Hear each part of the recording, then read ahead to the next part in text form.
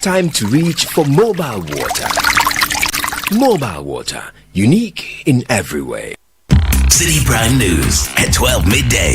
Updates you on all the running stories and connects you to the newsmakers. Citi News.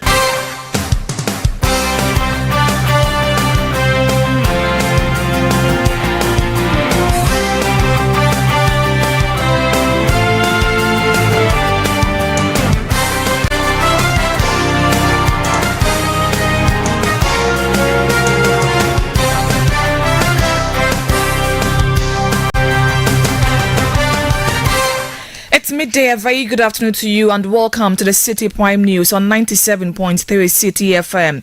We are live from our studios at number 11 Dr. Martin Loop in at Dabraka, Accra.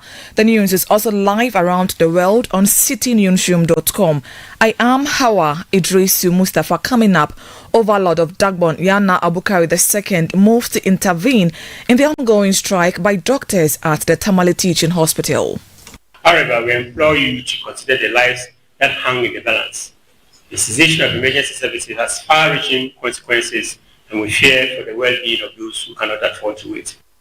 Also coming up, coalition of opposition political parties led by the NPP resolves to stage a protest on May 5 against the suspension of the Chief Justice Gertrude Torkornoo. Why do we take this step to undermine and create the impression that our judiciary is subject to political interference? We are going to challenge it and we will register our displeasure at the efforts of the government to undermine our judiciary. Still ahead, tension mounts at Aboso in the Fantiakwa district of the Eastern region following reprisal attacks between local farmers and herdsmen in the community. By now, Fulani people are also trying to take revenge by burning the houses of the Fulanis, shooting their cows, to the extent of shooting a small boy who is now at the hospital bed. And later, Ghana marks World Malaria Day today with a call on government to take a second look at the fight against the disease. Use of anti-malaria resistance, so it's an opportunity for us to discuss how innovative we can be in this space to ensure that we eliminate malaria from Ghana. All that and more on Citi Prime News, which is live on all affiliates across the country. In the Western region, we are live on Premier FM 100.5, Beach FM 105.5 and Sky Power FM 93.5, all in Takrady. Bono region, J Life 95.5 in Sunyain. Ashanti region, Orange FM 107.9 in Kumasi. Volta region, Global FM 105.1 in Ho. Adanu FM 107.7 in Adakluwaya. Northern region, we are live on Diamond FM 93.7 in Tamale. Upper West, West Link 88.1 in Laura. Upper East, Source FM 100.1 in Boko. And Northeast region, we are live on Scarp FM 101.3 in Nakpanduri. Citi Prime News at 12 midday. Updates you on all the running stories and connects you to the newsmakers. Grateful for staying with us. The Overlord of Dagbon, Yana Abukari II, has sent a high-level delegation to the Tamale Teaching Hospital to mediate the ongoing strike declared by the hospital's doctors. Led by the chief of the Zagbalun traditional area, Zagbalun Na Dr. Yakubu II, the delegation met with both the hospital's management and representatives of the Doctors Association of Tamale Teaching Hospital.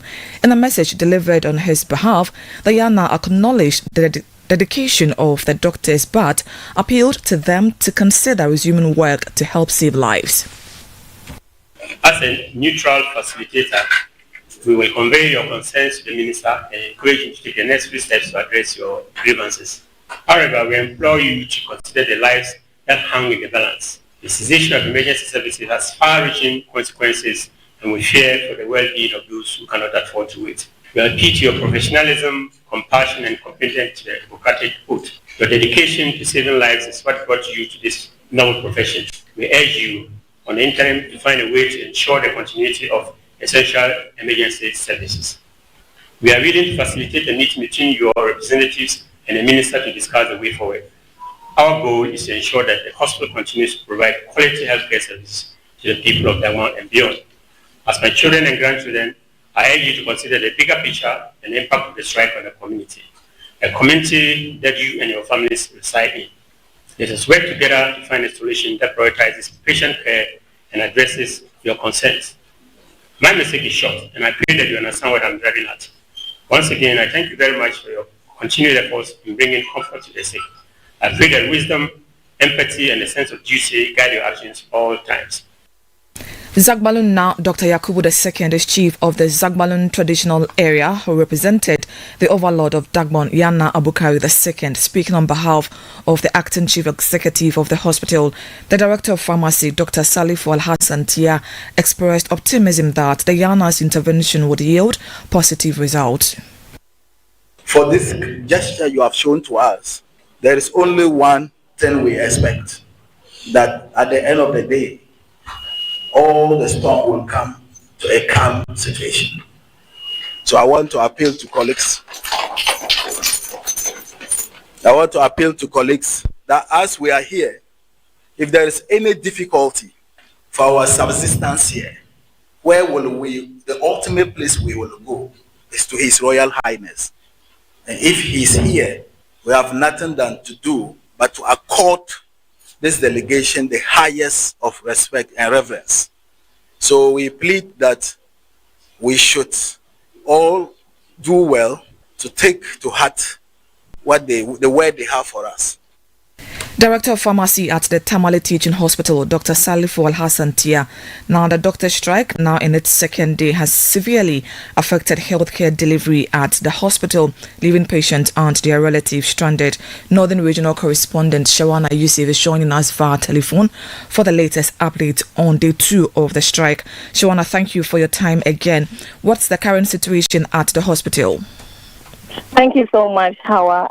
So at the hospital, TCH this morning, you notice that the crowd that was here yesterday trying to seek medical attention has drastically gone down. And what we pick is that yesterday's media reportage on the strike action has gone down well with the people. I mean, getting them well informed about the fact that the doctors at Tamale Teaching Hospital are on strike. So the numbers that were trooping in yesterday, it has drastically reduced. What we understand is that most people are now diverting to other healthcare facilities to seek medical attention.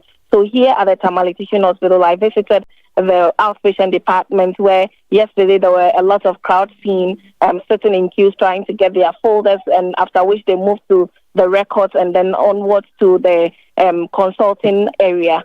And all those areas were crowded. Today, all those areas are empty. You could literally see people sitting there waiting for doctors, and that is to say that most of the patients have decided to divert to other facilities to seek medical attention. So that is what is happening so far as medical care is concerned here at the Tamale Teaching Hospital. Very well. We just heard from the director of pharmacy at the hospital who believes the Yana's intervention would go a long way to help the doctors resume their work. But how have the doctors taken the decision or the call by the Yana to call off their strike? Okay, thank you. Actually, everybody is hoping that by close of day, those hardworking doctors will rescind their decision and bounce back to provide services to the people of Tamale and those who are being referred to the facility. Currently, after we had the meeting with the delegation and then the staff of the hospital as well as the doctor association, the media was excused from that particular meeting. So as it stands, they are in a closed-door meeting with the delegation from the overlord to see if that would yield results before close of day. So all of us are hopeful and we are praying, especially patients, are hoping and praying that before close of day, doctors will be back to the consulting rooms to deliver services to them as they troop in for healthcare. Very well, grateful for your time. Shawana Yusuf is our Northern Regional Correspondent. Away from Tamale, the New Patriotic Party is leading a coalition of political parties to stage a nationwide demonstration on Monday, May 5, to protest the suspension of Chief Justice Gertrude Torkornoo. The parties say the protest is a stand in defense of Ghana's constitutional order and the independence of the judiciary. Other participating parties include Liberal Party of Ghana, National Democratic Party, Party, People's National Party and the Ghana Union Movement. Director of Communications for the NPP, Richard Ahiagba, has been speaking to Citi News about the planned protest. There is no such thing that you would see and say that, yes, as for this one, I think that the Chief Justice must go. There is nothing. If there is nothing like that, then why do we take this step to undermine and create the impression that our judiciary is subject to political interference? That's a dangerous precedent the government is setting, and we are not going to sit unconcerned about that. We're going to challenge it, and we will register our displeasure at the efforts of the government to undermine our judiciary. The arrangement is to centralize in Accra. We're finalizing the details. There's a meeting later on today to iron some of the details, but we'll probably be submitting our notice to the police also later today. Director of Communications for the New Patriotic Party, Richard Ahiagba. Tension is mounting in Aboso, a farming community in the Fantiakwa North District of the Eastern Region, following series of reprisal attacks between local farmers and herdsmen.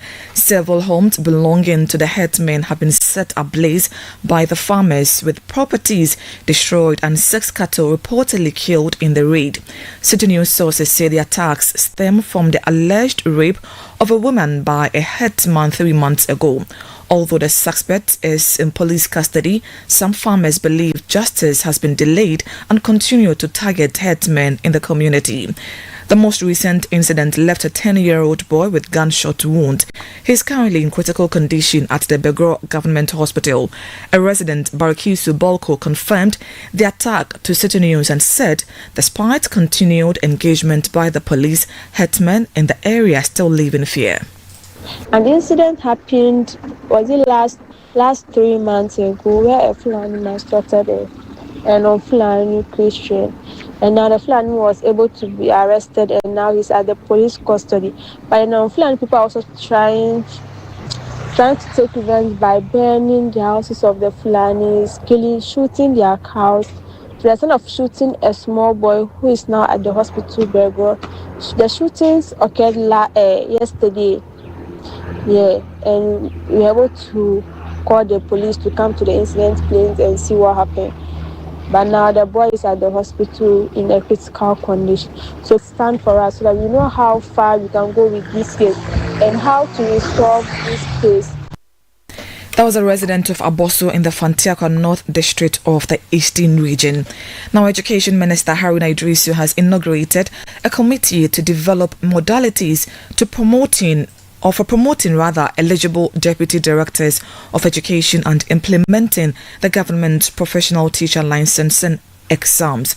According to the minister, the committee is crucial to addressing concerns around the promotion of deputy directors to director roles, teacher licensing and other related issues. Speaking at the inauguration in Accra, Haruna Idrisu tasked the committee to provide a clear roadmap for the immediate promotion of qualified personnel.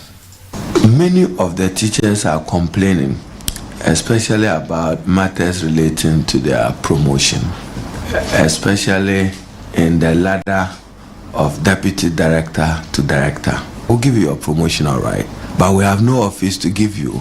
But the consequential reward that goes with your promotion as director becomes your entitlement. I think that I'm adding this to your committee's mandate, even though you are to look at licensure exams. I need a roadmap to implementing this for President John Dramani Mahama. Because as we travel around the country, there are teachers who say that I've been in this role for 10 years, more than 10 years without promotion. That's not acceptable. At the same event, the minister also inaugurated the governing board of the Ghana Tertiary Education Commission. The 13-member board, chaired by Professor Mahama Dujuira, has been directed to prioritize the integration of private university students into the Student Loan Fund scheme. As I stated, our private tertiary institutions, because I'm not on a campaign platform, I'm not a politician this morning, I'll behave right before Professor Mahama Dujuira. Government is considering expanding the student loan scheme to all deserving students in the country, public or private. We are doing a fiscal assessment of it, and as and when that is completed, we'll take a decision on it and to expand it to all deserving students. After all, it is a loan. It is to be repaid back. What is important is to manage it well and increase the threshold, and then the students can carry some burdens if that was done. That was the Education Minister Haruna Idris. So this is still the City Prime News on 97.3 Citi FM. Still to come, Ghana marks World Malaria Day today with a call on government to take a second look at the fight against the disease. We have details coming up shortly. Please stay with us. City Prime News at 12 midday. Update you on all the running stories and connect you to the newsmakers.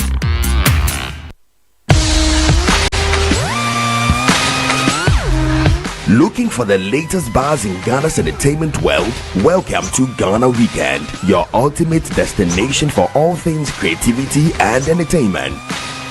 Stay in the loop with breaking news, exclusive interviews, and then insider stories from your favorite creatives and stars. From music, movies, fashion and art, lifestyle and culture, Ghana Weekend brings it all together. Get a daily dose of entertainment, discover new talent, and never miss out on the creativity that defines our vibrant culture. Stay connected with us across all platforms. Follow us on Instagram with the handle Ghana Weekend, on X Ghana Weekend, on TikTok Ghana Weekend, at Ghana Weekend TV on YouTube for the latest in entertainment, travel, and everything Ghana. Don't miss out. Join the Ghana Weekend family today. Ghana Weekend, where entertainment meets creativity. Visit GhanaWeekend.com now. City Prime News at 12 midday. Update you on all the running stories and connect you to the newsmakers. You're welcome back. Now, the MP for Nkwanta North and Chairman of the Sanitation and Water Resources Committee, John Otibles, says plans are underway to resolve the long-standing water crisis in the constituency by the end of the year. Communities such as Sibi, Lamina and others have for years struggled to access potable water, resulting in frequent outbreaks of waterborne diseases. Speaking to Citi News, the Nkwanta North MP acknowledged the dire impact of the shortage and assured that efforts are being made to address and eventually eliminate the challenge. It's a serious water challenge constituency or district over the years. Done a lot. Most of the communities have been able to resolve because I've sunk several boreholes. But there are in some particular communities, no matter the number of boreholes, you won't get water. There's no water. So that means that the community water and sanitation agency must intervene to find a more mechanized way of providing the people water. And you know, the place is connected to Uti Demanko River water system, but that is broken down for a couple of years now. I've been able to hold meetings with the CEO or community water, Mr. Vincent Kwabwino. We met a couple of times, so we are working on something. So they are going to solve that problem very soon. Within this year, by the end of this year, the problem should be resolved. He had the Member of Parliament for Nkwanta North and Chairman of the Sanitation and Water Resources Committee of Parliament, John Otibles. The MP for Wa West, Peter Lanchini Tobu, has warned that the Upper West region may face a water crisis if illegal mining activities continue unchecked. During a tour of affected communities, the MP highlighted the pollution of the black water by illegal miners. He called for immediate action and greater collaboration to effectively combat illegal mining and protect the region's water resources. To affect the whole of Wa Central. And gradually, the image will be that we'll be importing water to drink in northern Ghana. In fact, I think that will be embarrassing. It's quite a worry. I am convinced that this battle must be won both spiritually and physically. So we engage the chiefs, we engage the tendames. When we were young, we were told that there is a river god. You can't go and just do anything in the river and go scot-free. So I've challenged them. Do something about this. The soldiers will carry the guns, the police will be in uniform and do whatever they want to do. But this is a sacred river that must also be protected. Let the tendames have a role, let the chiefs have a role, and let the security officers back us so that we can win this battle against Galamsey in our water bodies. Peter Lanchini Turbo is MP for Wa West in the Upper West region. Now, Deputy Program Director for the National Malaria Elimination Program, Dr. Nanaya Pepera, has called for renewed investment in the fight against malaria. This year's World Malaria Day is being marked under the theme, Malaria Ends With Us. Speaking on Channel 1 TV's Breakfast Daily program, Dr. Pepera acknowledged that Ghana has made significant progress over the years, but stated that continued investment is needed to eliminate the disease. Basically, what we're doing this year is that we are focusing on the topic, Malaria Ends With Us. What we are saying is that we all have something to do with malaria elimination. Yeah. And if we can do it, we require three things. The first thing is that we need to reinvest. For Ghana, over the years, we have made a lot of progress, and that has just been done with about 50% of the resources we need. The other thing we also need to do is to reimagine. We see a lot of issues of climate changes and its impact on malaria. We see issues of insecticide resistance. You know, the vector has ways of evading the insecticides we are using. You know, so we need to have different ways or innovative ways of addressing the insecticide resistant challenges. We also have issues of anti-malaria resistance. You know, so it's an opportunity for us to discuss how innovative we can be in this space to ensure that we eliminate malaria from Ghana. Deputy Program Director for the National Malaria Elimination Program, Dr. Nanaya Pepera. The Parliamentary Select Committee on Health has assured that construction of the new Eastern Regional Hospital at Akwadum will be completed under President John Dramani Maham's administration.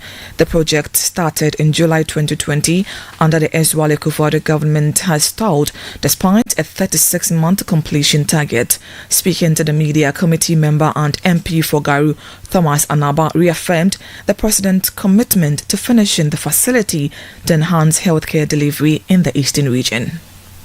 Is even taking stock of all uncompleted Agenda 111, including the one that they are building. So I think it is included in that. We will also make the recommendation to them because we think they have problems of space and we think they need a modern facility to incorporate the new services that they want to introduce so that they can provide a better service. So we will definitely put it into our recommendation for them to act on. Mahama is ready to complete all the Agenda 111 that have started, and we are sure it will be included in that because Eastern region is part of Ghana, and we'll make sure our recommendation has weight. Thomas Anaba is a member of the Parliamentary Select Committee on Health and MP for Garu. Now, Cable and Wireless, a densely populated enclave within Bubuashi in the Okaikwe South constituency of the Greater Accra region, is fast becoming known for a troubling surge in youth-related crime and social vices. Concerned residents say the area poses an increasing threat to public safety and moral values. My colleague Emmanuel Opon visited the area and filed this report. For many, Bubuashi is more than just a neighborhood. It's a place of memories, community, and belonging. But for those living near Cable and Wireless, that sense of security is fading. What was once a relatively calm area is now being marred by rising incidents of drug abuse, theft, and youth unrest. This neighborhood in front of me is known for a whole lot of activities, the good and the bad. But for me, I think this neighborhood has done or is doing a lot of harm than good because the youth are all into drugs. They cannot work. So I am pleading with anybody in charge, specifically the MP for this constituency, Okaikwe South, Honorable Ernest Adomakun, to see to the situation and then take corrective actions as soon as possible. Residents see the impact is being felt across the community. Many women now avoid early morning trips to the market, Fearing potential attacks, they point to high youth unemployment and lack of opportunity as contributing factors, but say the unchecked spread of drugs and lawlessness in cable and wireless is accelerating the decline. After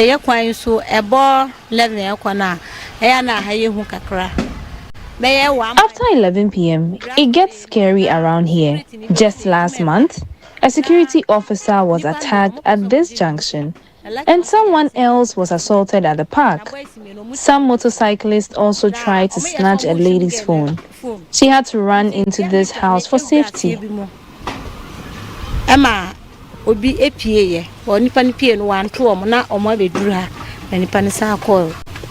A walk through the enclave reveals a chaotic and unsanitary environment with squatters crowding the space and daily life unfolding without much concern. While some young people dismiss claims of criminal behavior, they did acknowledge being involved in other disturbing activities. The smoke there is compulsory. Here we smoke, but we are not actually ruffians or stealing things. But if you talk about the smoke there, we are all smokers. Despite the troubling report, there is some hope. Aminu Ahmed, a member of the Dakuma Neighborhood Watch community, says community-led efforts are underway to address the issue and restore safety. There was a point when even our own child got involved in drug abuse and started attacking people in the neighborhood. That was when we came together to form the Dakuman Watchdog Committee to help keep things under control.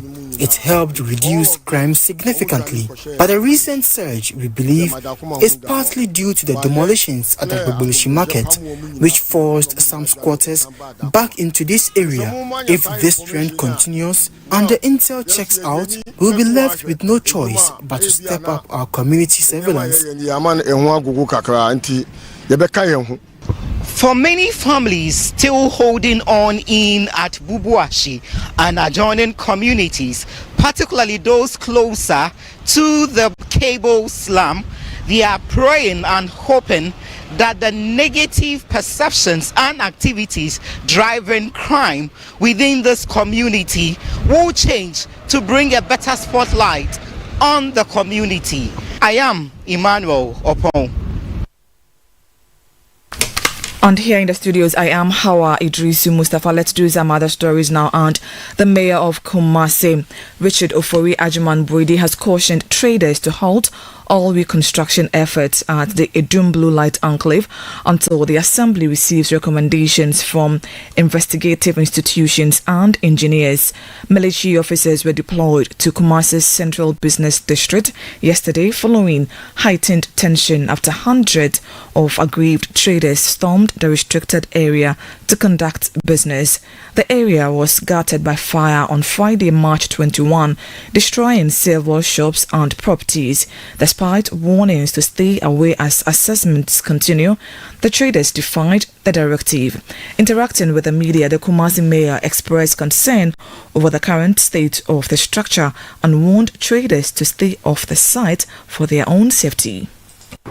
The land belongs to Otumfuo. Something has happened. We are waiting for him to come, so we will submit reports to him. And then the MPP sidesteps the instructions in the direction of Otumfuo. And the authority of the Kumasi Metropolitan Assembly and is urging them to do that which is happening. And I believe that they are the ones who are causing all this one, but we are firm. We barricaded the place yesterday. They are going to demolish it. I'm sure all of us do not want to sleep at night.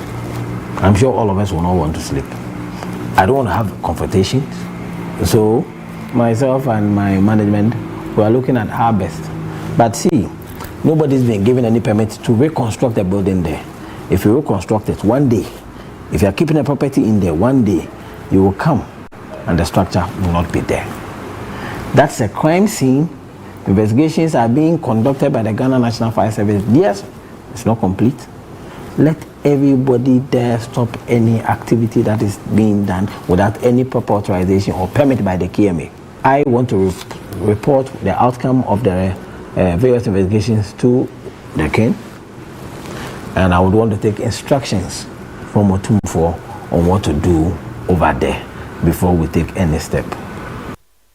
Mayor of Kumasi, Richard Ofori Ajiman Buidi, some final year tertiary students have shared mixed reactions to the government initiative to provide basic military training for all national service persons set to begin in August 2025. The 2 months training program aims to instill discipline, patriotism and physical fitness among Ghana's graduates. Some final year university students who are potential trainees spoke to Citi News.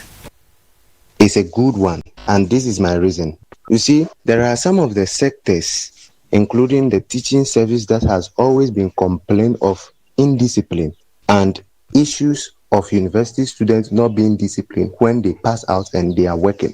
So with that, I believe if these civilians are taken through basic military training to imbibe the spirit of patriotism and discipline in them, production in Ghana will be better. For me, I don't think it is something important, because at the end of the day, if the individual is going to be notorious, nothing can change. Those were some final year university students speaking to Citi News, and that's it for today's edition of the Citi Prime News, which has been live from our studios in Adabraka in Accra. Please log on to citinewsroom.com for more stories. I am Hawa Idrisi Mustafa. Good afternoon. Citi News, we speak first. Reach our hotline on 0302 224959 and get interactive on Facebook, Citi 97.3 FM, and on Twitter at Citi 973. Citi 97.3. More variety.